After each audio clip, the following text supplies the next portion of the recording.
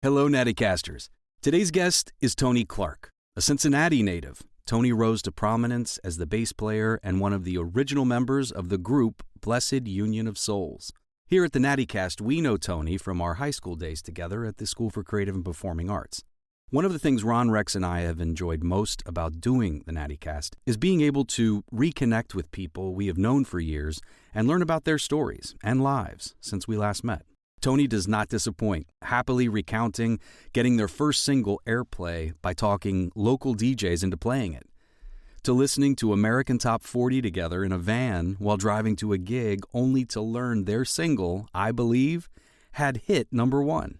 It was great catching up, and we will continue our efforts here at the Nattycast to encourage Tony and the band to get back out on the road. Until then, I'm sure you will enjoy our conversation with Tony Clark.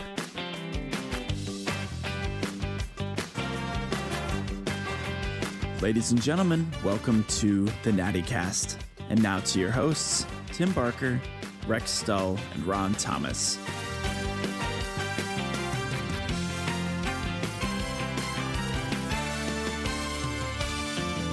So you said Madeira, Tony. Were you born and raised in Cincinnati? Oh, man, I'm a College Hill boy. I grew up in College Hill. I literally was 5 houses from the end of the street. And that would have been in North College Hill, and I would never have gone to SCPA because we wouldn't have been able to afford it. I mean, wow. You would have question. been out of CPS. Yeah, I mean, literally 5 houses down the street. I mean, I grew up, my mom was a teacher's assistant for Cincinnati Public Schools at Clifton School, and my grandmother was a school nurse at Oak Hills. And we didn't really have a whole lot. Sure. We lived in a decent neighborhood, but I didn't realize, I think, how much they probably struggled when I was growing up, but I know they did. That's always amazing when I've had a number of people talk about that as they look back at what their parents did, but they were kind of blissfully unaware of what, now you grow up, you understand what bills are, what that looks like. Well, they bought me an Atari 2600. I was like the second kid on the street to have one. And I mean, that must have been like really difficult. Yeah. It was like 1981. So, Yeah, no, that's great. And what year did you graduate? 1987. 87, okay. Yep. Yeah, Ronnie and I were kicking that around before Tony walked in. We were trying to figure out what year that was. Well, he looks so young, even today. Yeah, It's dude. like, holy cow. Well, I mean, I drank a lot of Jack Daniels, and I think my liver's probably 110, but the rest of me is probably embalmed at this point. I thought you were going to say tiger blood. Thank you. Yeah. Call it what you like, I guess. Where exactly in College Hill? Because my mom, she was at Hammond North, which is like 5300 Hamilton. But where exactly in North College Hill? I was just north of North Bend Road on one of the subdivisions back there on Heitzler Avenue. Got it. Yeah. Right. Yeah. And we always get this Clifton School connection, Tim, because you went to Clifton School. It sounds like your mom was a TA. Well, I went to Clifton School. Okay. My grandmother went to Clifton School. Wow. Yeah, she grew up on Reeser. All right. Yeah. I was at Clifton. I went to College Hill for the first and second grade, and third, fourth, and fifth I was at Clifton, and then I went to SCPA. Okay. And they didn't kick me out. They didn't kick you out. Did you play soccer for North College Hill? No, you know what? I did play soccer one year, but I hate to run. So that didn't work out real well. Yeah. I did play baseball. And I played goalie, so that solved the running problem. I could just stand back there. And well, somehow I wound up on swim team at Aiken. And I don't know how that was. I was like, 8 years old and a ringer. I don't, Nobody checked your. Are you enrolled? Maybe that's how my parents paid for the house. I don't know. They sold you. Yeah, because College Hill had a solid soccer team, man. Those guys, them in Finneytown. Yeah. So how do you end up at SCPA? What did you end up? Coming in originally, and how did that work? Well, I started playing trumpet at Clifton School, and I guess I was okay at it. And my parents were like, just throw him out there and see if he can, So they just kind of found it and thought maybe you'd be interested. Yeah, so I did the audition, and I was a dance minor for about 2 days. That didn't last long. And but I came in as a vocal major and a trumpet major. And instrumental music. And I'm like the epitome, especially at vocal, of like, what did you do with the money for lessons? Because I still can't sing. You still didn't work. And I sang for 7 years. I mean, we'd have, end of term exams where we'd have to get up and sing. And for a month, I would be just petrified. Do you remember your audition? Do you remember doing it? Oh, some of it. It was such a hectic day. Because they put you through all these, right. We've asked some people who, SCP alum, who, if they remember it, and some people have vivid memories of it. My brother and I my dad would drag it, because a lot of times it was on the weekends, right? Saturdays and Sundays. Right. Mm-hmm. And my dad would drag us down there, right, as a drama teacher. And my brother and I would have to sit in his room, and we were the scene reading partners for whoever was auditioning. that was our Saturday. Rex is Iago to someone's Othello. Exactly. He's lots of our town. Oh, that is funny. We're snapping beans and climbing on ladders. Anyway, so you come in. Well, I have a question before that though. How did trumpet? Was it just happy accident, or did you choose that, or did it choose you? Like, how did that? I was at Clifton School, and when you went from the third grade to the fourth grade, you went from the little building to the big building. Right. There were two buildings, and then the band director guy comes in and says, here are all the instruments. What do you want to play? And my mom thought, she was a big Sammy Davis Jr. fan. Matter of fact, that's the first concert I ever went to. I remember seeing him, and the only thing I remember about the concert, because I was so young, was that he was in a white tuxedo, and he said something along the lines of, you're not supposed to take pictures here. But if you're taking them from the back, it probably look like a Tootsie Roll, so you better come up to the front. That's all I remember about the concert, because I thought, candy. Oh, man. But my mom was a Sammy fan. Where do you think that was? Yeah. You have any idea? Oh, that could have been the Gardens. Gardens, yeah. Is my guess. Yeah. Probably. That's probably right. Yeah. But she had gone out and bought some drums for me. She thought I'd be a drummer. Okay. And I came home with a trumpet because Chuck Mangione was hot at the time. Oh, really? Nice. Okay. So I went into SCPA as a trumput player, and I did that almost my whole time there. And then I switched to bass at the end. Did you know that? Well, I knew he played trumpet. Okay. I only and knew not bass. well. And you knew that too. Well, but you have to be the only person I know of that was inspired by Chuck Mangione. Yeah. Well, everybody's got to have at least one fan. Granted that song was. it was everywhere. Yeah. Oh yeah. So what happened? So you go through. You picked up the bass at some point. Yeah, I went to. My cousin picked up the guitar, and when I started kind of getting into music, I guess it was like the 7th grade, 8th grade. I was getting into rock music, and it was the 8th grade, and I went to see Men at Work. Oh, nice. Yeah, at Timberwolf. My parents. That was like one of my first rock records was Men at Work. Yeah. Okay. So my parents bought me tickets, and my cousin and I, and we went to Kings Island. You buy the tickets, and you get to the park. You get the whole day at the park. Well, Yeah. my cousin's all day long talking about, you need to learn how to play bass because I play guitar. Oh, to get a band, you mean to get a band together? Yeah. Even though we lived like 3 hours away. Yeah. But and we had no high speed internet to jam together. But so all day long he's talking about like, hey, we need to, get you a bass guitar. And I'm like, what is a bass guitar? I play trumpet, right? Yeah. So we go to the show and the Raisins open. Ah, and yes. Bob gets up there with that badass bass line. And Fear is Never Boring. I look at my cousin, that's I my go, favorite song, man. I'm like, what is that? And he goes, that's a bass. I went home. I went to Buddy Rogers. I saw my friend. I cut grass for like 6 months and got a $200 Fender Precision Squire Bullet bass. That is awesome. That is awesome. Oh, man. Yeah, my parents went, you can't sing, and we spent all this money on voice lessons, and you can't play trumpet. We're not going to buy you anything else. So I did that. You had to prove that you wanted to do this. Yeah. And then on my birthday, they bought me an amp. Nice. After I paid it off. So you could hear what you were playing. Yeah. And apparently the whole neighborhood could hear it because after Blessid took off and things kind of happened, I had neighbors, from that old neighborhood come up to me and say, man, we're glad you made it. Because we had to listen to that crap for so long. We heard the sausage being made and it wasn't pretty. Yeah, it wasn't good sauce. It was kind of rotten, actually. So Men at Work, the Raisins. Yeah. And now I know you have some type of connection with Huey Lewis and the News. Well, yeah, I did learn a lot from Mario Cipollina, the bass player from Huey Lewis, because it's a simple but really steady rock bass line that he had. And when Sports came out, I went and bought it. And that was the album I learned how to play bass with. Okay. What a great album. And it really was a great album. Oh, it was. Well, all of his records were great. I agree. But yeah, I mean, the one hit after another hit after another hit. We saw him, it was before the pandemic, but they played down at the casino. You know, sometimes they set up a thing, and they played Sports from beginning to end. You know what I mean? Huey They Lewis? played the whole, Huey Oh, Lewis. I bet that was awesome. It was great. And, and then they played other stuff afterwards, but they started like track one, like you dropped the needle down and just played the album. On one of its anniversaries. A friend of mine, right after I graduated high school in '87, I mean, Huey Lewis was still pretty big, right?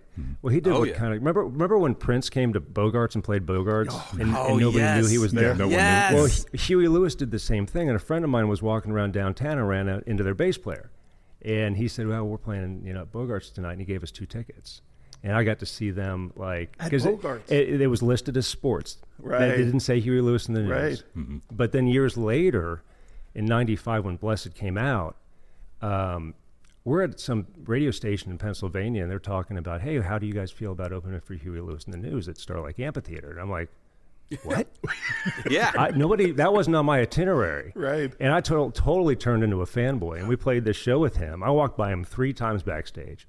I was afraid to talk to him. Well, even saying hi. Yeah, and he finally stopped me, and he goes, is your name Tony? And I said, yeah. He said, Lisa says hi. I said, Lisa? He goes, yeah, I got my hair cut in Cincinnati a few weeks ago. And she's some chick that used to cut my hair. And then he stood there and talked to me. And it was just By all accounts, just a super nice guy. He is absolutely. Yeah, I knew some people used to tour with him. Everybody I know that, that's in radio is like, when Huey Lewis would come in to do a morning show, instead of sticking around for a half hour, he'd just do the whole show. He's just like the nicest guy on the planet. Wow. Although he did introduce a trombone player when he didn't have one. So I think he had a little bit, a little bit to drink. So wait, this is when you graduate. So you've graduated high school, and then you go to college, or you meet Huey, and then I graduated, and I was going to try to go to Berklee School of Music, but I wanted to try to make it first. And had I known it would take 8 years until I got hooked up with the Blessid Union of Souls guys, I would have had my doctorate. But I was too dumb. So I left school and started playing in bands and started making records. And here in Cincinnati? Yeah. I did some recording at LRS out on Winton Road. Yeah.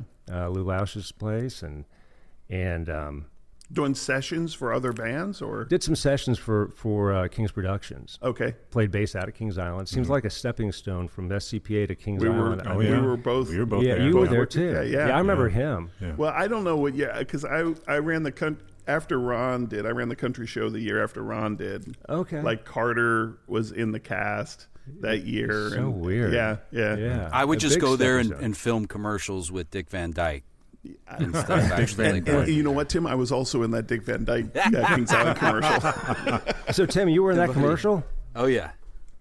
Wait, now stepping back to Berklee, do you remember this? I don't. I was thinking about it when we recently had Brando here, Brando Triantafilo. Yeah. And I don't know how it all worked out, but somehow they called me, and we were going to record your audition for Berklee. I do remember. And the first band I was ever in was with Brando and Dave Killen and David Cox. Wow. And we played 2 shows. We played one at Bogarts. I don't know how we got that one. And then we played one at a summer camp You picked somewhere. up Mike Rubin's spot when he left. Really, Yeah, I mean, he was a much better yeah. bass player than I was then. So, and I hope he's still playing. I don't know if he is. I don't know. I haven't seen him, but yeah. That'd be a waste. He was a great player. But the drummer, the drummer was missing or something.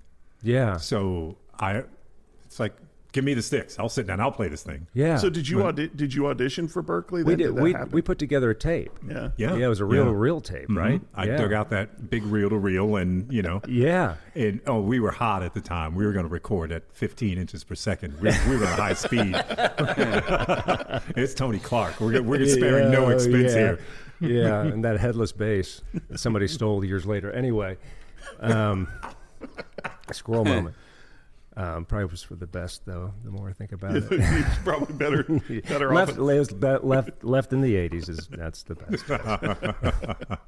So anyway, so you were kind of knocking around doing different bands here locally. Yeah, and in early 95, I got a phone call from somebody. I took a day off of work.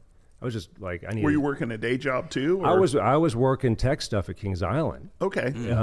During like the off season, so I was like tearing down stuff at Heritage, Sure. and setting up the new sets, and I was part of that. And I was. So you were kind of tied in with King's Productions. Yeah, and I was gigging a lot too. So I just took a day off work, and somebody called me and said, "Hey, this band, they've got a record deal, and they're looking for a bass player, and you're the guy." And I'm like, "Really?" So I call the studio, and I go down there, and I meet the guys. And they give me a CD, a copy of Home, the first record with I Believe, and let me be the one on it. Yeah. And they said, go home and learn these songs. We've got a show in Portland for Z100. And it's our how long? Well, and see what happened was, I mean, it's like a lot of bands, like Hootie and the Blowfish, they were, stomping around the college grounds for years before they got their deal. We got our deal before we ever played out. So it all started in the studio, and most of it, when we got the deal, was from a demo that wasn't really finished. So there was no like real bass guitar on there, and there was really, no real drums. A lot of it was programmed. But to go out and play live, they needed me, or needed somebody like me, right? So I went and met the guys. Went home. These guys are local. Everybody was from here except for Charlie Roth. He lives in New York. Okay, and he's still there. And did you know all the other guys? Had you met or played with them before? Well, I kind of knew Eddie Hedges. He'd been the front man at the Waterfront, but he's also a percussionist. Right. And he decided at some point to go, did you know Eddie? I know not very well, but yeah, we met several times. Okay. Yeah, he took off and decided to go out to L.A. and try to make it. And he landed Belle Biv DeVoe like right off the bat. Right. And he went out as their percussionist and their and a backup singer. And then he did Shanice. I think he did Johnny Gill too. But then he landed the Sheila E. tour as her kit player. Wow! And you have Sheila E.'s kit player. Well, and you have to be insanely good to do that. I mean, that whole family is nothing but percussionists, right? And I mean, he'll tell you, Eddie will tell you, he's like, the guys in the band wouldn't talk to me. They wouldn't become my friend because they figured I'd get fired like every other drummer. And he kept that seat until it was time for Blessid to really do something, and we brought him home. And so I kind of knew Eddie when I walked in the room, but no, I didn't know the guys at all. And this was just a recommendation. Somebody knew you? Yeah, Tony Fielden. Okay. Of all people, yeah. And then does this work for like folks that would be listening and that wouldn't kind of understand in the essence of like performance-wise, but like, an actor and they graduate, they might think New York, L.A., Chicago, like was the scene in Cincinnati at that time just popping off that there was just, you were gigging so much that there was nothing about, oh, hey, maybe I go one this way, that way, coast-wise?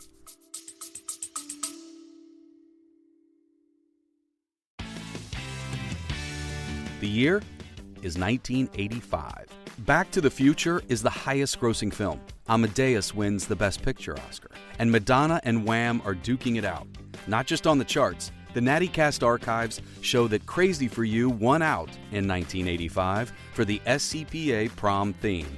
And you can relive all these memories and more at the 40th reunion on July 12th at the Hilton Cincinnati Netherland Plaza.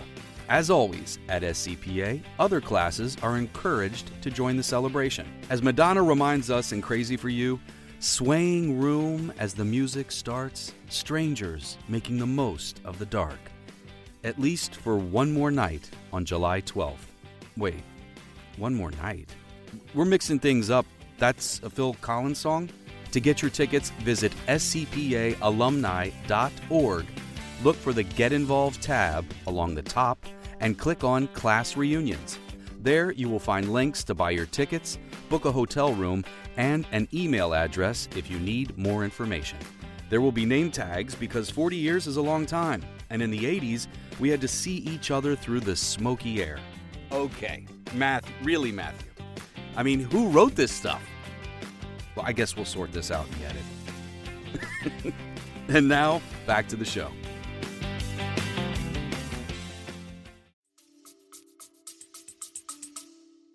Well, I had thought about it, but then I had settled down with somebody, and I was, in a live-in relationship, and she was a singer, and okay. So I really hadn't. And at some point there, I was about 25, and I was thinking, okay, what am I going to do with my life? Because it's probably time to start thinking about it. I may want to start a family or something, and I may want to get a real job. I'm not quite sure gigging at Kings Island's going to cover it. Yeah, it wasn't going to cover. It was a lot of fun though. I agree. It was a blast working. It was like a bachelor or a sorority party the whole time, a fraternity party. But so they pull me into this room and we meet. They give me the CD. I go home. I come back for the audition. How long they give you to learn the album? A couple of days. And it wasn't the whole album. It was like 20 minutes of songs because that's all we were going to do in Portland. Okay. Well, 20 bass players audition or something like that. Right. And I'm the only guy that shows up that actually went home and learned the music, and everybody else is going, oh, I thought we were just going to jam, So they kind of had to take me. Right. At least I bothered to learn the song. If there's something, that we learned at SCPA was to be prepared. And that I was. And, I went into this audition with these guys, and we played through, a couple of songs, Oh, Virginia, Let Me Be the One, I Believe, a couple of things. And then they throw me to Eddie. And they walk out of the room, and Eddie's just off a Sheila E. tour, and I'm just off of the stage at Kings Island. Right. I mean, and I am green, and I am nervous, and I'm like, this is not going to go well. Did they want you to jam with him then? Yeah, he wanted to see how how I played and how everything felt. Yeah. And so they threw me to the wolves for 20 minutes. It seemed like 2 hours. Yeah. And the guys come back in, and I'm like in my own head the whole time I'm playing, and I'm thinking, oh God, how do I get out of this and still have some dignity? Right. So I go to turn off my amp, and one of the guys says, Eddie, do you think you can work with him? And he looked at me and he looked at them and goes, yeah, I think I can work with him. And I'm like, wow, you're deaf. Those monitors in the Sheila E. tour must have blown out your eardrums. But I think he saw somebody, like he was a great mentor. Right. With Blessid Union, we had Eddie. I mean, Eddie's 12 years older than I am. And the question was, can you work with him? Yeah. Right? I mean, think about what the actual question was. Can you work with him? Yeah. Right. And that's what he saw. I think I can work with this guy. Yeah. And I think he also saw that I was young and I was, still moldable. Yeah. Like you came in prepared. He could teach me a lot. Yeah. And he did. teach you. Yeah. Yeah, he did. Well, and then those other things that, he didn't have to teach you because, you've always been just a really good person. Oh, well, thank you. Honestly, since I've known you and played with you, you're just a really good guy. Well, thank you. And those are the things that you can't teach. Well, I'm just a kid from College Hill. There you go. You can't forget where you come from. Yeah, exactly. But I had 2 great mentors. Charlie Roth is a New York session drummer. He was our keyboard player, and he also plays bass. And he was with Ozzy Osbourne, and he toured as his keyboard player, and Rick Derringer and Edgar Winter. We actually had Rick play on Oh, Virginia on our first album. Oh, right. Yeah, apparently he just was passed out in the studio the whole time, got up, played his part, and went back to sleep. As those sessions guys do, right? Am I up? Let's go. Well, there may have been some more chemicals involved in that, but how does that work? That you said that most bands have a demo and then it's heard and then they get the contract, and then in this case, can you? Oh, yeah. I was confused on that, on like how that actually works. Well, a lot of bands, most bands go out and they play and they get a fan base together and they start recording, and then they go shop and try to get a deal, and if they're lucky, they get one. Yeah, and maybe even do some smaller touring, play to get there, or play a college campus or something, right? On your way. The whole living in a van tour, where you're doing that for years, bars or whoever you. Yeah, and but this album started in the studio. It started in our guitar player Jeff Pence had been doing some recording at Lagosa Entertainment, and he was an engineer. And so he had access to some. He had access. So at night they had a B studio, and they started recording in this small B studio that they had in LA. It would go in there, and then they brought Charlie in to start doing some programming. And the next thing you know, it's like, well, we might try to shop this. And the EMI Records comes in, and this is before I was involved. They do a little acoustic set, and they go into the label people go into the back room, come out like 20 minutes later, and say, "Don't talk to anybody. You got a deal." And they signed the band on a song called All Along, wasn't I Believe. Okay. And that's how that started. And what the really interesting part about the album was after they signed the band, they shelved the album. They were just going to write it off. Oh. On their taxes or something. I mean, who knows? I mean, record labels do stupid stuff. Shady, yeah. Yeah, and so, I mean, it's a big label. EMI Records was a huge label, right? Parker for later, who knows what. So what happened was we went to Brian Douglas at Q102, and he started to play it overnight, I believe.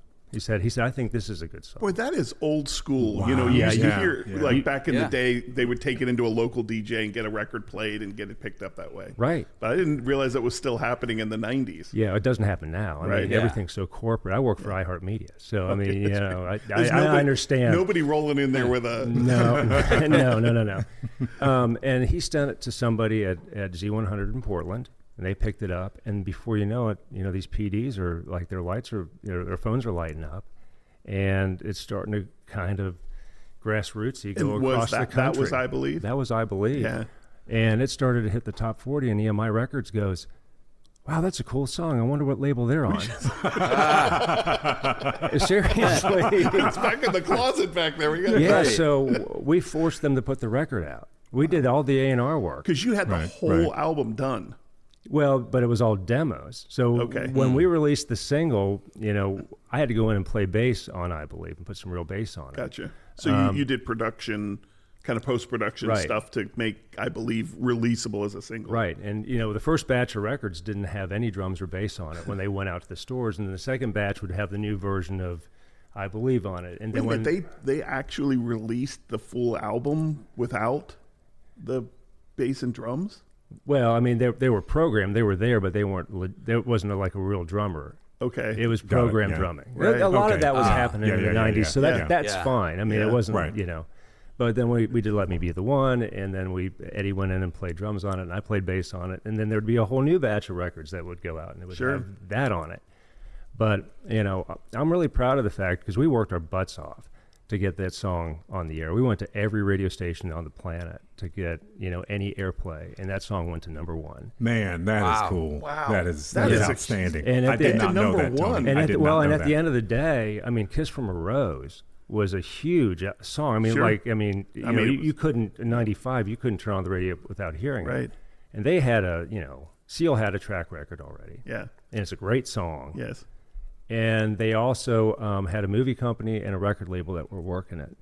And at the end of the day, we won an ASCAP. Because that was in a movie, right? That was in the Batman movie. In the Batman movie, It was in the right. Batman movie. Yeah. Wow. Kiss from a Rose. And at the end of the day, we won an ASCAP award for I Believe, and we had more spins than Kiss from a Rose. Wow. Oh, man. That's Which is incredible. crazy. That is crazy. If that's right, because still to this day I can't. That was as big as a record gets. I mean, it was as big as a record gets. Yeah. Wow, that is amazing. Yeah, the day it went number one, we had just played 2 shows in Lima, Ohio. You know, so we were going to places where, you know, they were kind of starved for entertainment. Yeah. And what size venue would you play there? You know, 700 people. Okay. You know, 500 people. Yeah. It was a little theater. Right, small theaters. And we sold so many tickets for the night show that they had to, you know, try to book an afternoon show too, and we sold that one out as well. Because the song had hit. Because the song, all of a sudden, you guys are booked at a 500-seat place, maybe selling 400 tickets. The song hits, and now you can sell 4,000 tickets. Right, and the song's in the top 10 at this time. Right. Okay, so this is a Saturday, and we play, and between shows, I mean, everything happened so fast. I was like literally at Kings Island. You know, I get brought into the band. The next thing you know, a few months later, we've got the number 1 hit song in the country. My timing is, I mean, I don't have the best timing as far as bass players go. Eddie will tell you that all day long, but that I had good timing on. Yeah. Do you remember the first time you heard it on the radio? Yeah, I do. And it had been being spun, but I didn't know the guys yet because it was already getting a little bit airplay in Cincinnati. Okay, right. So anyway, we do this show in Lima, and between the shows, we went back to the hotel, and they had a limo, and I'm like, this is like, man, this is so cool. Our manager gets in the back, he says, I think we just booked you on Letterman. Nice. And I'm like, oh, what the hell is going on here? So, I mean, we're all juiced up, right? It's a Saturday night. We sell at 2 shows. We're going to do Letterman. We get in a van the next morning to go to play. This is how our career went the whole time. We go to play some school in Pennsylvania, and we're in a van, and we're listening to the top 40. And we're listening to the top 10, and No, I Believe gets down to number 2, and we're like, how do we miss it? Chart, I mean, we must have dropped all the way off because none of us thought right. that it hit number 1. So Casey Kasem goes to his break. He comes back. He goes, well, this next band is a new band out of Cincinnati. And everybody was in tears. Oh, man. You were in a van together and heard this? Yeah. That's beautiful. amazing. But the best part of the story is we get to the gig. We got the number one hit song in the country. 12 people at that show. Bring them all up on stage. And, make And some what year is experiences. this, Tony? This is 1995. Yeah, this is 95, okay. early summer 95. Wow. Late spring, yeah.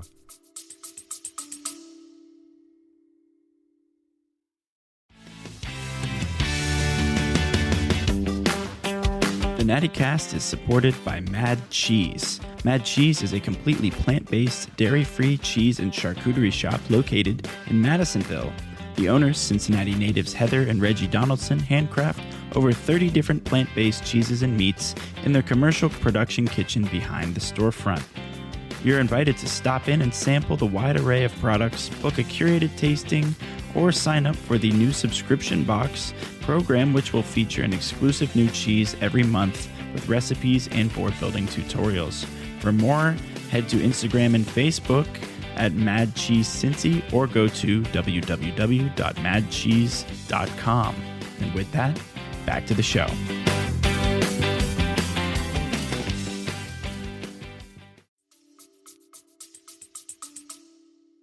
Yeah, because I remember here, so obviously the song, I mean, you heard it everywhere. I think I was living in Miami at the time when it really blew up.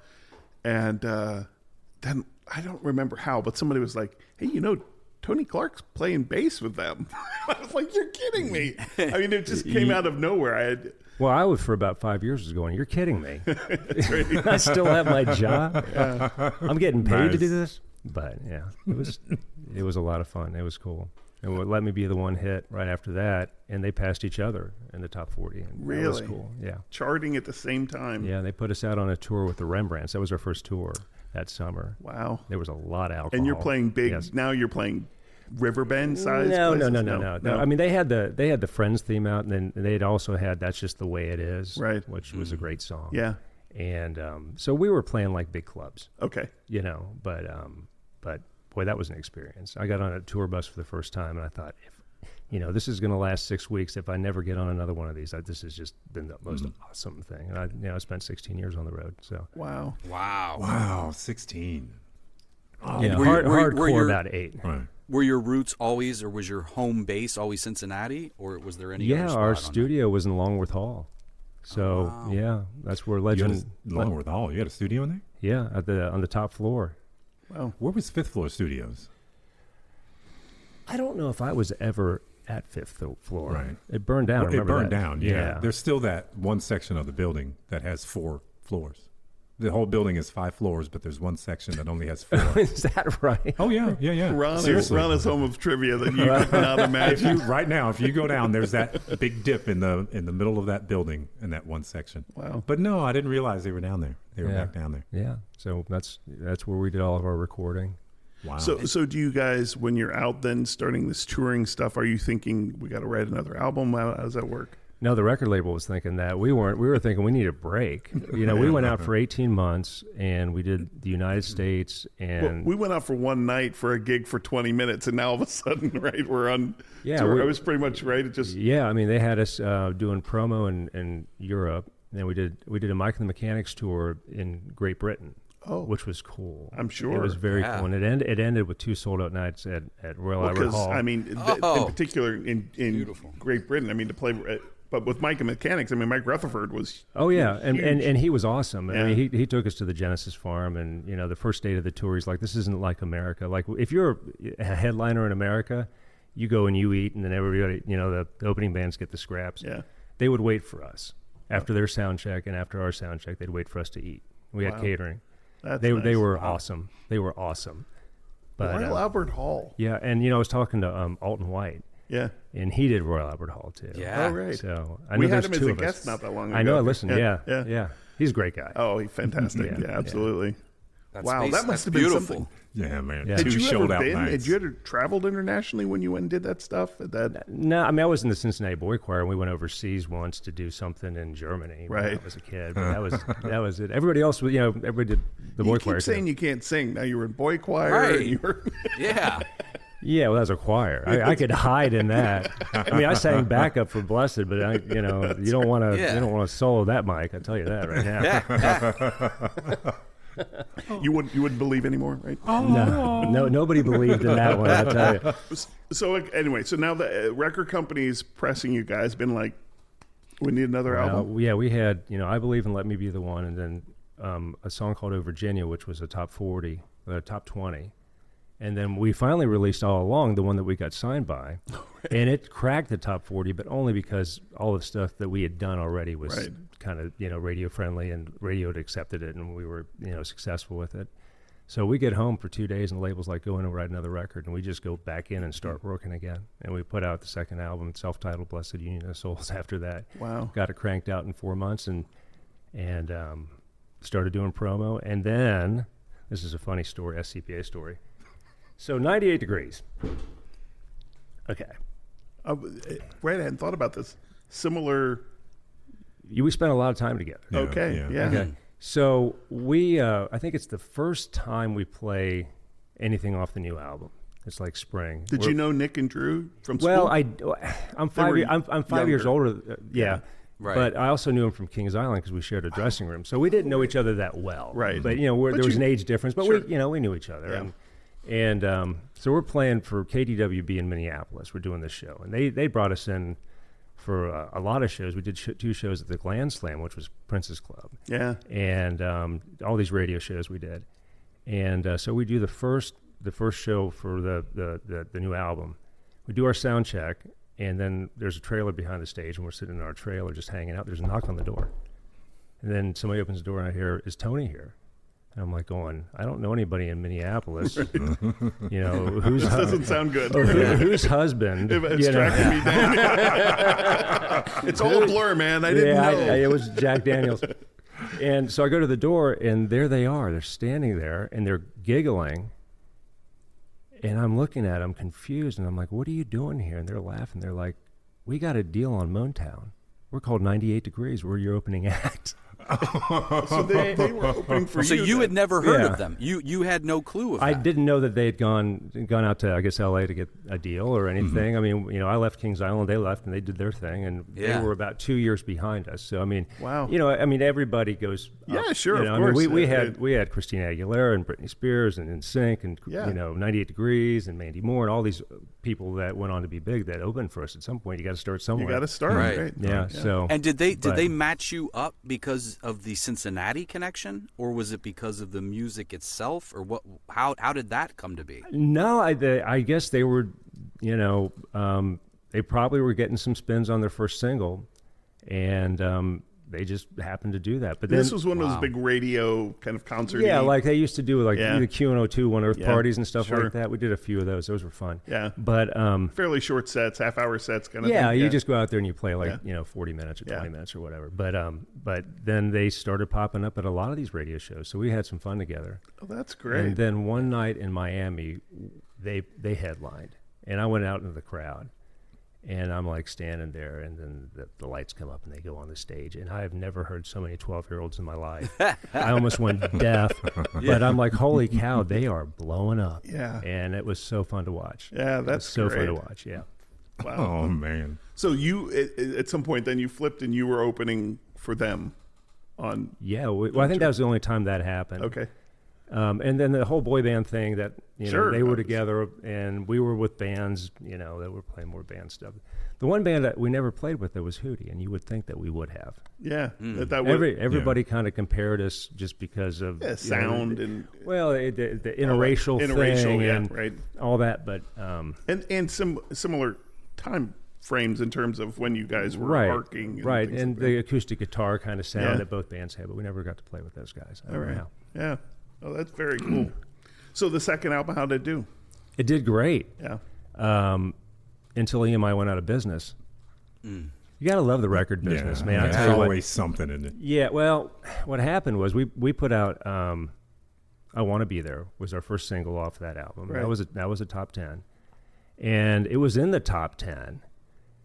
And we got a phone call. We're in Florida. Now, we're on a tour bus that they're paying for, tour support. Yeah. Okay. And they've wrapped the name of the band on the side of it. So we couldn't stop at a truck stop without somebody, bothering us, which was cool. But that's interesting because people do not do that anymore. Right. No. Wrap the name on the bus. I mean, you want to go. Yeah. It was a dumb idea. Yeah. But they're paying for the tour bus, and the record label goes out of business. And what year is this? This is 1997. Holy cow. Rolling Stone did a write-up on this because that had never happened before, where a label had a single in the top 10, and they just took off, and then David Segerson, the president of the label, gets an $80 million parachute, and we're stuck with a tour bus bill. So we've got all these gigs coming up, and the bus company, they said, well, we'll take you back to Nashville, and that's as far as we're going to take you. Oh. And we're going to impound your gear. So now we're going to get sued by all the people we have to go play shows for. What? Oh, man. So it was a mess, and we had to settle with them, and I don't know. I can't remember how it worked out, but yeah. Let me get this straight. So they go. You say they go out of business, EMI, or were they bought up by another conglomerate? No, they filed bankruptcy or something. We had just done Regis. We were on Regis like 4 or 5 times. It was quick too, if I recall. Like that. Nobody knew it was coming. It wasn't one of these like protracted things. Oh, this is coming. And right. Well, and it was a New York company, and or they were based out in New York. And we had just done Regis and Kathy Lee like a few weeks before, and everybody from the record label showed up. And every time we did that show like 4 or 5 times, you'd get one like label rep. Everybody was there, and I'm like I wonder what's going on. Right. Why? Everybody's looking like they need to keep their job, or what's going on? So the label went out of business, and that meant everybody lost their record deals except for us and Marcy Playground. And what happened was EMI had an umbrella company called the Thorn Group. Okay. And they also had Capitol and Virgin. Yeah, I thought. Okay. Yeah, because Capitol, I remember, was Capitol EMI at some point. Yeah. Right. So we wound up getting bounced over to Capitol. Okay. So now we're on a West Coast label. So they basically pulled out, said, okay, this is worth some money. That's worth some money. We're going to keep them. Right. Well, and they wanted to make money off the single. It was on the top 10. It's right. Yeah. This is something we can get cash today. Yeah, we're going to get paid for it today. Right. And then they put out Light in Your Eyes, which was a hit. And we just didn't feel the love that we had. Did your tour get canceled that you were on then? No, somehow we figured it out. I don't know how that happened. I can't remember. Because it's crazy to come up with enough money to fund that. That's what you need a record label for to do. Right. It's like you guys can reach into your wallet and go, okay, we're going to pay for all this. Well, one thing we ever learned was how to be overcomers. That's for sure, because the industry is just insane. Yeah. And then how were you guys managing you at the time? That was Mark Liggett. Was he? He was here. He was your guy. He was your manager. Yeah, he wasn't assigned to you by. No. Okay. No. He owned Legend Entertainment, Lagos Records. Got it. And then how were you guys as a band at this point? Like, were you guys? Was everybody getting along? Was it gelling, or because you've been touring at such a relentless rate or pace, and kind of leading up to that, was everybody cool? Everything was good. Everybody was good. When you worked with us. I'm very proud of the fact we were a family. Yeah. Our road guys, our crew guys, our merch guys, everybody. We travel together. You might get in arguments during sound check or something, but at the end of the day, you get in the back lounge and watch Friday. Everything's cool. Stone. But it was never that situation where you guys were. You hear horror stories, and you probably saw some horror stories out there. Oh yeah. No, these bands just truly hate each other. Yeah. No, we didn't. We've had issues. Oh yeah, it's been everybody. 30 years. There's anybody you have a relationship with, you're gonna right. There are 4 of us that still work together. We're all in different states, but we get along famously. But we took a long break. Yeah. We did take a long break from each other, and I think we needed that. Well, so when did that happen? So how did that work? Yeah. Well, in 2002, Eddie and Charlie, our keyboard player and drummer and keyboard player, decided to take a break. Then had you released more albums between? Well, yeah, we did. I guess we're getting ahead of that. Yeah. So we released the second album, which was self-titled, and then we had Walking Off the Buzz that had She Likes Me for Me on it. Oh, that was. And then That was a big song too. That was an accident. That shouldn't have ever happened. Really? Yeah, that the album was done. The album was completely finished. It was going to get pressed. And Elliot was kind of struggling, our singer at the time. Yeah. You know, had some personal stuff going on. So we're just like, just go do whatever you got to go do. And he goes out west. And he was always walking around with those. Remember those little micro cassette recorders? Of course. Yeah. He and I'd room together sometimes. I'd wake up at 3 a.m. He'd be humming something into his micro cassette recorder. So anyway, he had gone out west for a week or something, and with his little micro cassette recorders, he comes back, and I'm sitting at home. I had a place up in Landon at the time, and I get a phone call from our producer, and the album's literally tomorrow going to go get pressed. And he says, "Listen to this," and he just plays this hook from a micro cassette. Yeah, he said, "Listen to this. What do you think?" And I'm like, "That sounds nice." The next morning, I woke up and I called him. I said, "Dude, that thing's still in my head. She likes me for me." Yeah. I'm like, that is in my head. Like crazy. He said, "Yeah, good." He said, "Come on down. We're cutting it right now." Isn't that funny? You mean it's earwormed straight into your brain, and you're like, "Wait a minute, that shouldn't still be there." Right? Yeah, it was. It just was infectious, and it was stuck in my head for 10 years, unfortunately. Well, or fortunately. Unfortunately. Yeah. Paid the mortgage. Yeah. I mean, obviously you get tired of playing songs. You know, I know that's always a thing with bands, but that was, you know, it's a great tune. I mean, it really, like you said, when you wake up in the morning, you're like, it's still it's still here.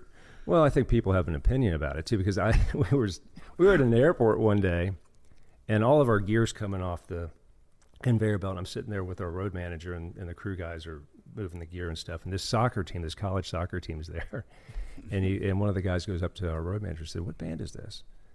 And he goes, "This is Blessid Union of Souls." And the guy kind of looked in the air a little bit, and then looked at Gary and says, "She likes me for me. I hate that effing song." And I thought, thank God somebody has an opinion, because I didn't like Brittany and she did really well, so that might be a good sign. Oh, that's awesome. And you toured that, obviously. You continue touring, like that comes out, and you're out on the road this whole time from 95 through 2000? 2003, and we were banging it really hard. What kind of breaks are you getting in between tours? Not a whole lot, just enough time to go back in the studio. You know what's interesting about that third record in Leonardo? That we had a song called "Standing at the Edge of the Earth" that was going to be the single, and the reason that song came about, and it's so weird because the Aerosmith song popped up today at work when I was doing something, and Jerry Bruckheimer was a fan, the guy that did Armageddon. Yeah, sure. Yeah, I mean, and amongst many right, things, right. And we were invited to this Rick Dees party. Okay, you know who Rick Dees is, right? So we were invited to this party, and it's like John Lovitz is there, and he was like the quietest person on the planet. He's like bowling with, you know, Elliot's soon-to-be wife in a corner, and Linda Carter's there. It's a weird. Hey, I'm like, honestly, this sounds like a Jack Daniels dream. I got Lovitz, I got Wonder Woman. I'm pretty sure there was some. I mean, not that I'm going for an endorsement or anything, but there might have been some Jack Daniels involved. But Jerry Bruckheimer was there, and he came up to us and said, "Hey, you know, I've got this film I'm working on. You know, we need a theme song." So he sends us a script and says, "Write a song." And so we wrote "Standing at the Edge of the Earth," and we thought, well, that's some of the best production I think we ever did for the song. Right. And then Diane Warren shows up. Wow. With Aerosmith, and Liv Tyler's in the movie, and I'm like, well, it's going to be hard to. Wow. But they made the right choice. I mean, the movie company made the right choice. Yeah. I mean, that was a great song. But, and it's hard. Yeah, I mean, Diane Warren and Aerosmith, like you said, the whole fact thing. that they even ask us, you know, is such a compliment. I mean, you know, so what can you say? Yeah. Wow. I mean, that's great. So anyway, so you're touring consistently for like 7 years, 8 years. We were real busy for a long time. Wow. Yeah. And so how does that, you know, play with you guys mentally? I mean, what are you guys thinking and feeling, and how do you reconcile, like, what are we going to do from here? I mean, how does that happen?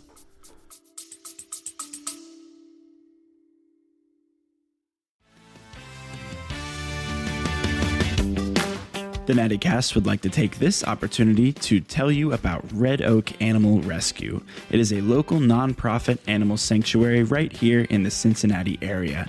If you're looking for a good way to give back to your community and see some cute animals on your feed all at the same time, please head over to Red Oak Animal Rescue on Instagram or Facebook, or check them out at their website, redoakanimalrescue.com. The best way to support Red Oak Animal Rescue is to check out the Patreon page and sign up for a monthly subscription, or click the link to check out some of their adorable merch. Once again, the Natty Cast is very happy to support Red Oak Animal Rescue, and with that, back to the show.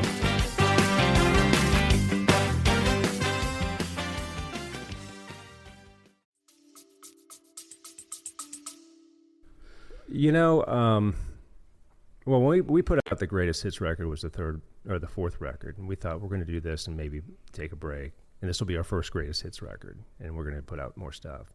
But then, you know, Charlie and Eddie decided they needed to take a break, and that's kind of when Blessid Union ended. But I don't want to throw people under the bus, because we brought in Brian Bilheimer on guitar and Sean Schaefer on drums when we went out with Elliot and Jeff, the guitar player, and I, and did a lot of college shows and stuff for years without the original, you know, other guys. But it's the original brand, I think, that worked the best. Yeah. Well, and asking this question then, so if they want to take a break, what stops then from saying, okay, well, let's find some folks that can slot in to keep moving? Or is that, does somebody have veto power to say no? No, that's what we did. And I think in hindsight, I mean, we still were busy.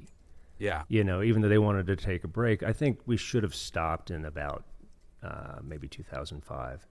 You know, fulfilled some contracts, done some shows, and then gone away, and then come back in the market now, where it's like a nostalgia market for the 90s, you know. Well, that's what I was going to say. I mean, this has all come back around full circle. So you go in, you continue to play some shows, and then at some point in time, you kind of decide that you're going to have a second chapter in your life. Yeah.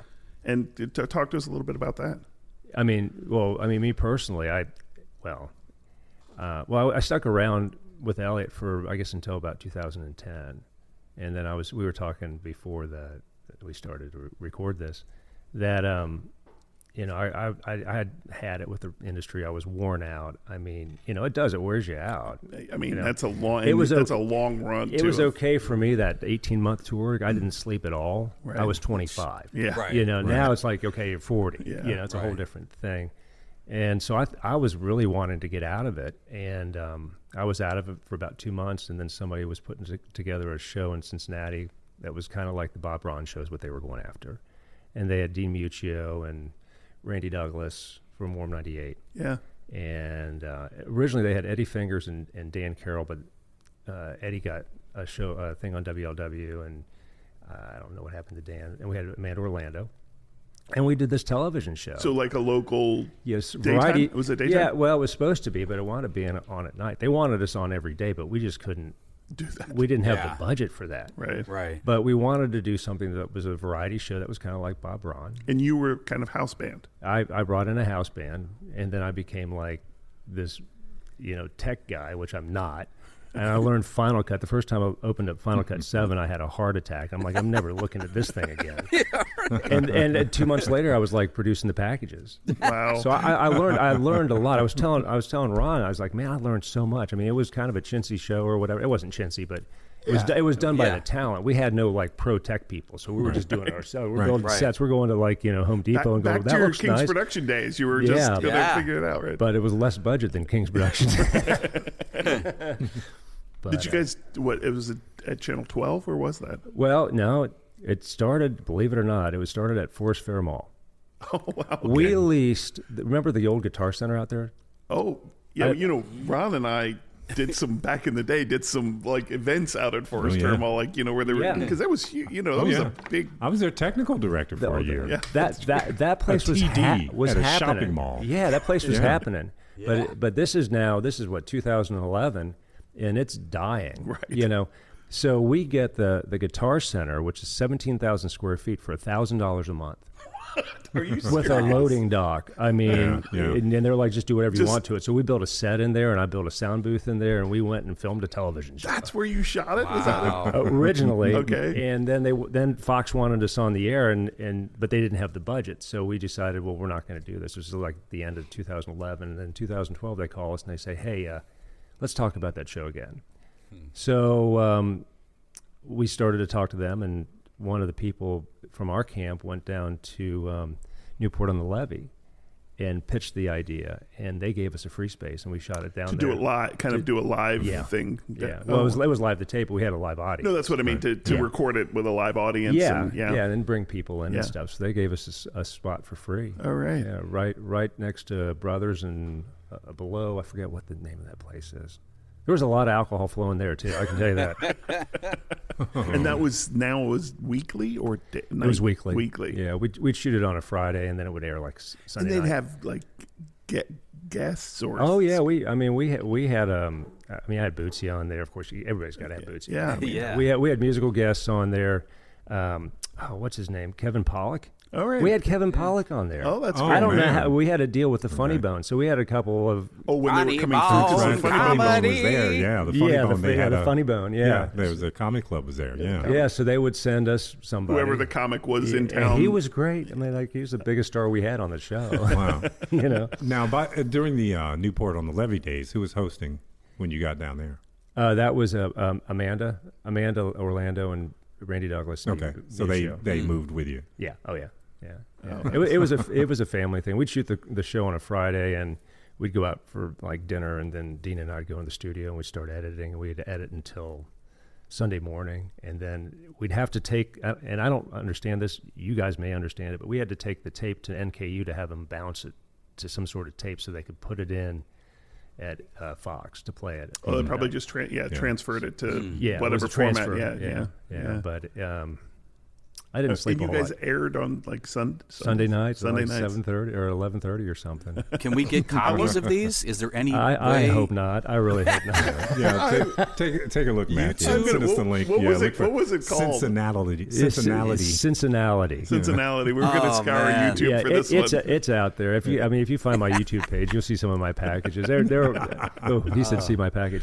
I'm sorry about that. That's on OnlyFans, though, not on YouTube. Is that I saw something where some lady was making like $400,000 a month. people are making crazy money on OnlyFans? I'm like, is there a market? I mean, they say there's a market for everything. Is there a market for 55-year-old men? Depends how you want to go, Tony. Oh, Depends man. on how you want to go. I ain't cheap, but I can be had. I'll tell you that right now. Tim was at an audition.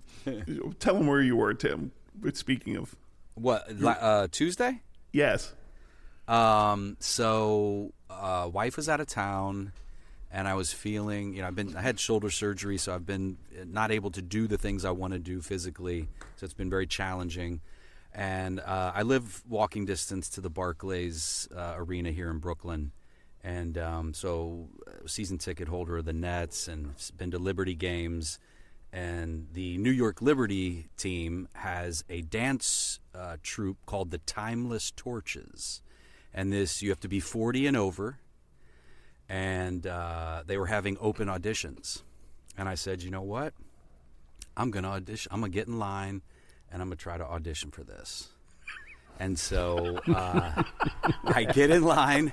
I wind up making fast friends with my line mates. We're all now connected on social media, so shout out.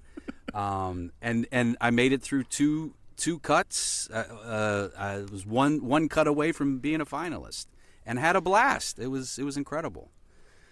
Tim sent this video. I'm on like a Bengals, whatever group chat with a couple people, actually performing arts people, Todd Loizo and Derek Warner and Mark Brett Schneider. Anyway, it pops up, and you're watching dance routines, and some of those women, 70s and awesome. 80s. 70s and 80s, man. But incredible. I mean, these women are out there just letting it go. It was Dropping great. to the floor in splits. I was like, what? I was like, Yeah. seriously. I was like, Tim, what are in you the doing, world? man? It was crazy. So you were talking about, so there is a market. Well, I'm telling you know- I'm just letting you know, there's a market out there. I may need an agent. Here's my question for you, Tony. Here's my question. Yeah. So I want your commentary on Paul Rudd's character in the movie I Love You, Man, and slapping the bass. I haven't seen it. Oh, my God, you haven't? Yeah, no, I haven't. Dude, I hate to admit that. As a bassist, you have to see this movie. In general, I mean, Jason Segel, Rashida Jones. Yeah.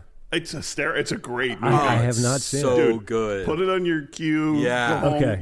You've got a treat for you. I'll give you a review. I will. Please. I will.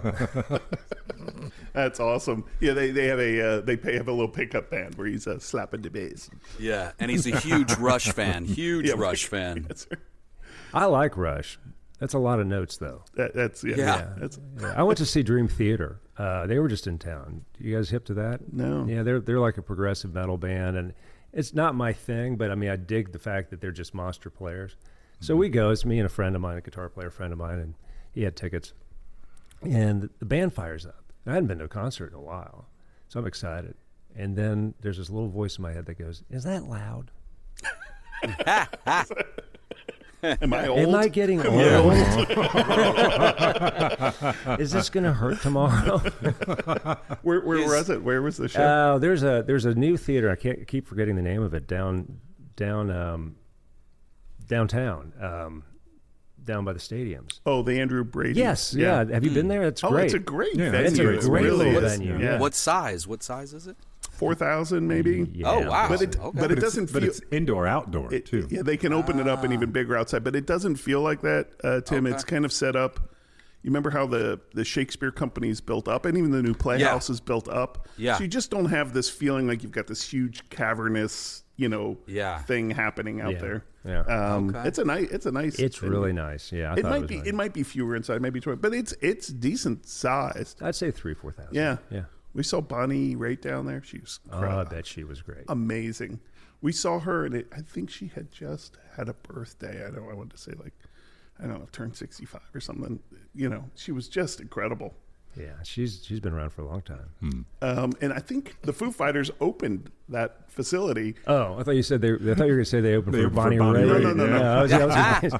Raitt. No. No. The Foo Fighters opened that place, which I believe, and maybe it was using the outdoor thing too, where they were doing kind of the indoor, outdoor. And it was a huge thing because it was small for them to be playing, but they were the opening acts because they can open that up and then use the big lawns, kind of do a big outdoor venue there. It's pretty neat.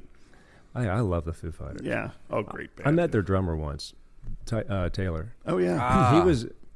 We played this show in Baden-Baden early on, like in 2000 and 1996, and it was like their MTV Music Festival. Right. So we had 2 nights, and it was us, and we headlined the first night, and Better Than Ezra opened for us. Okay. And the next night was Alanis, and Collective Soul opened for them. Wow.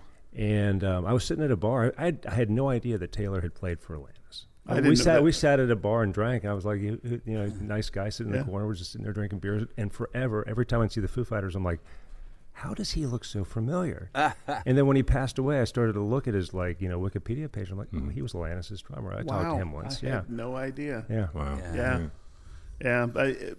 I was fortunate to get to see him play with them, before he passed away. Yeah. So they're a great band. Yeah, fantastic band. Yeah. Did you see on the SNL?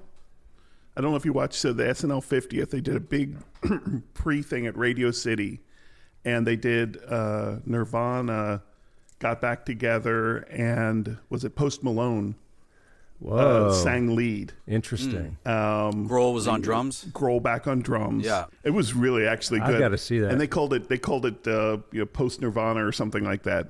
But it was great. So yeah, if it's on Peacock or whatever. But that whole concert, which was pretty incredible. It was at Radio City. It was shot before it might have been the Saturday, or the Friday before. Yeah.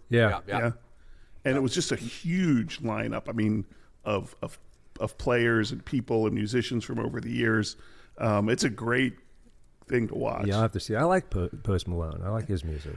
I do too, but I was really impressed with how well that went together, because I don't know that I would have put it in my head that would work, but it really worked great. Yeah, when you said that, that went through. I'm like, how's that? Like, I have to see that. You have to watch it. I'm sure it's great. It was really, really good. Really good.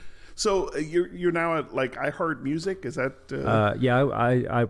I work for a small seller corporate. I work for the corporate side that handles all the music that goes to the company. So we work with record labels. It was a natural transition for me because you're the guy that cancels people's tour buses now and things like that. I do. If you put one more F-bomb in a song, Lizzo, you're never going to have a bus again. I can't play a song that's completely bleeped out. Right? Yeah, that's right. That's right.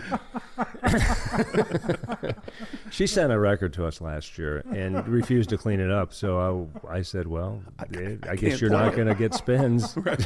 Because I'm not. Yeah, the FCC's nasty about that. That's a $360,000 fine every time that gets played. Wow. It's an interesting thing because it's much more prevalent now than if I remember it being used. Like everybody's version is, not radio friendly, as it were. Oh yeah. So, and then that's your full-time gig now. That's what you're doing? I do that from home. I mean, they sent me home in 2020. I had a nice little studio with like a nice thick studio door, and I couldn't hear anybody unless Willie walked by. Bill Cunningham. Oh, right. His voice would cut. It would cut right. My door was like 4 inches thick, and I could hear Willie. But then they sent us home because of the COVID thing, and then they realized, you can do this. We can save money. So they called me and said, "Get your stuff out of the studio. Take whatever you want." I had soundboards and stuff. Okay, I'll take it with me. Where were you guys? Were you up at Mount Adams? No, Kenwood. Oh, Kenwood. Yeah. That's why I'm down in Madeira, because I moved down there basically because I wanted to be close to work, and I was going in at 6 a.m. And okay. Yeah. But, and are you playing still? I do. I mean, I play at a little church out in Mason. The original band. We're talking. It's hard. Getting back together. Yeah, well, we've done a couple of gigs over the last couple of years. We did one here in Mason, which was great because I didn't have to fly anywhere. We did one with Smash Mouth a few years ago. Oh, right. And we did. Where would you do that in Mason? Mason always does like their Red, White, and Boom. Oh, sure. Yeah, right. Yeah. That's a huge festival thing. Yeah. And we did one in Harrisburg with the Wallflowers and Eve Six, and then one out in Omaha with TLC. I love, Crazy Sexy Cool was such a great record. So good. Oh, man, I tell you what, if you just put headphones on in a dark room and listen to Waterfall and listen to the way that guy plays bass on that, I don't know who that guy is, but it's just brilliant. Yeah. So we've done a couple of them, but I think, we're looking at next year. Now it's a nostalgia market. I was going to say, you guys. I mean, Drew said to me 5 years ago, 4 or 5 years ago, I was at SCPA. They had asked me to go speak at Alumni Day, to some of the students, and I ran into Drew Lachey. He's like, why aren't you guys out making money? And I said, well, your marketing was better. And he was really nice. He goes, but your songs were iconic, which I thought that was at least that's really nice. Even if he doesn't believe it, I think I think that's. But in really some nice. ways, I mean, and no, certainly no offense to them, but I mean, in some ways, that genre that they were in versus what you guys are in, it is a little more timeless. Yeah. Mm-hmm. Well, I mean, and they're completely different. Like when I say your marketing, I mean, they've got the boy band thing, and we had just horrible marketing. Yeah. They had the 12-year-old girls locked up, and you just had 12 people showing up at your show when you had the number one record. Number one record. Well, we had to go to their houses and pick them all up just so they go to the show. Right. Because there's the rule: the band can't outnumber the people in the audience, right? You got to at least get enough people out there. One more. That's right. Yes. But we've been talking about that, and I think we're going to probably put out a documentary on the band. I mean, a lot of the stuff's interesting. And you think about all the stuff that we've gone through as far as everybody's gone through crap. You're in the music business. You're in the entertainment business. You've got an interesting story. You have to, know. But just like, the story about, the song going to number one. And that's great. Or the two of us being incredible, rapping. man. That's why we like to have the scoop here on the Natty Cast. Yeah, on the Cincinnati Cast. You can reunite with your Cincinnati hosts and all that sort of stuff. That's right. Yeah. That's In right. fact, you can shoot the documentary here if you want. We'll do all the interviews. Well, here's the thing is like, Eddie's out in L.A., I'm in Cincinnati, Charlie's in New York, and Jeff's in Florida. So, I mean, for us to do a show, I mean, we got to be on the fly because we can't practice, Right. So I think we'd like to put something for real together for next year. and get out. Be a lot of fun. Awesome. Yeah. I'd like to do it. I mean, it's 30. I believe it's 30 years old this year, and it's like that's the perfect time to like, tour. This is crazy. I don't know where that time went. Hey, Tim, we're going to have to go rep him because clearly somebody's got to get out there. And absolutely. You guys are very marketable. Tony, have you ever crossed paths with, he's also a Cincinnati native, Aaron Fishbein? Oh, I was in a band with him, too. Okay. Yeah, we had a little band my senior year. It was Aaron, and Mark Bretschneider was in that band. What? And, no, wait a minute. And Pete McKevely was in that band. Oh, my goodness. Dude, we got to get these guys. We're lucky on we didn't get arrested. I mean, honestly. And I'm gonna have to. I'm gonna. What was it called? Did you have a name? I can't remember. Don't stop till you get enough. Brett Schneider and Pete McEvely. I'm gonna track this one down. Well, yeah, Todd Loizo and Mark sang for this band. Oh, wow. Yeah, because last time I saw Todd, I said we were in a band together, right? And he goes. And he just laughed. He goes, "Yeah." So Tim and I are on this text chain with them. Trust me, when this thing goes down, they're getting hit. Oh man, that's funny. Wait, now, what kind of bass are you playing these days? Music Man. I love my Music Man basses. Gotcha. Yeah, I've owned a bunch of Fenders, and I love guys that can make them sound good, but I can't. I've owned 5 of them, and I just sell them. How many basses you have at the house? Only a couple. Really? Yeah, I've got one that's like my main bass, and then there's one that I toured with. It was a 4-string. I've got that, which it's in a case. I've got a 5-string that I play all the time now. And I find that if I find one that I like, I just play it, and that's the one I stick with. Well, that's great. Yeah. So when we wrap these things up, we always have some questions we like to ask our guest, and Barker leads the way on this. I always like to ask everybody as, a diehard Cincinnati fan, sports fan, myself. But what jersey, if you were to wear a jersey, Cincinnati jersey, sports jersey, doesn't matter what the organization or team, what jersey would it be and whose name would be on it? Oh, it'd be Pete's. Nice. It would have to be Pete Rose. Nice. That's Barker's, by the way. That's mine too, yeah. Oh, yeah. Sure. Well, it's funny. Well, you're from... And I don't want to, it's not defamation. But my grandmother, I said, was the school nurse at Oak Hills. Yeah. Well, Carolyn Rose, when she was married to Pete, used to volunteer with my grandmother. Wow. And when I got a little older, my grandmother told me, I used to get a earful about Pete every day when she'd come in. I think he was pretty legendary for his... Yeah, I think that's why I was like, that's not defamation. Everybody already knows the backstory of that one. And Tim, you had some family connection with the Roses, didn't you? My mom, my mom and Pete were in the same class at Western Hills, and my mom's dad, my grandfather, Clyde Orleman, played semi-pro football with Pete's dad, Harry Rose. Wow. That's pretty cool, right? That is cool. Yeah, all right. Yeah. Well, we really appreciate you coming in. And it's some great stories here. You got a lot of unmined stuff here we need to help you. And I've got some old business to take care of, too, sure. with Tim. Have at it. So I need to apologize to Tim. Wow. Okay. Because we were in music theater rehearsal one time, and this is why I shouldn't have been in music theater, and I came down with my knee on his hand. Do you remember that? I don't. I smashed your hand. I did. You were mad. Wow. It might have been the original. So I'm sorry. Was it the original injury for the shoulder surgery, Tim? Maybe we've got this all the way back. Wait, were you performing or playing the bass? No, we were. I was a performer in music theater for 1 year, and then I was like, I want to go play for the band. I'd rather do that. Okay. Yeah. You don't remember that? I don't, man. Yeah, I did. Oh man, no, it must have not hurt that bad. Okay, well then you made me feel really bad, and I went in the corner and cried. So now that I believe. I can see Parker doing the pile on. That's funny. No, that's great. Yeah, but this has been outstanding. Thanks for coming by, man. Tony. Thank you. Really, it's great to see you, man. Yeah, really appreciate you coming by. I'm honored that you asked. Thank you. I appreciate it. Yeah, and we're gonna have you back on when we're promoting the tour. Yeah, let's do it. All right, part 2. I like it. Okay, sounds good. Thanks. Thank you. All right, thanks, man. The NattyCast is proudly brought to you by Pago Lago Productions. This show is hosted by Tim Barker, Rex Stull, and Ron Thomas. Produced and edited by Matthew Lake and associate produced by Ethan Spanja. Special thanks to Sadie Kern at Pop Gun Flow for the graphics and to Brando Triantafilu for the original theme song.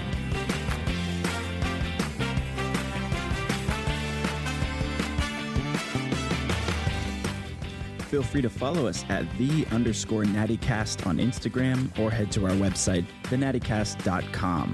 You can get this show wherever you get your podcasts, and we'll see you next time.